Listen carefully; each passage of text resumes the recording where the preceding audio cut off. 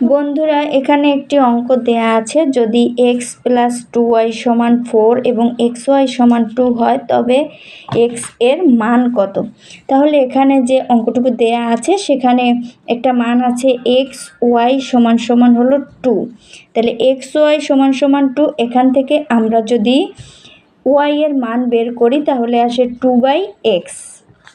এরপরে দেখি আবার আরেকটা মান দেয়া আছে, সেটা হচ্ছে x প্লাস 2y সমান কত 4।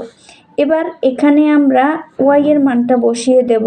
2y এর মান হচ্ছে 2/x সমান হলো 4, বা x প্লাস উপরে 4 নিচে x সমান 4, বা লসাগু যদি আসে x তাহলে এখানে হবে x স্কোয়ার প্লাস 4 সমান হচ্ছে 4, বা x square minus 4x plus 4 মানটা আসে এরকম।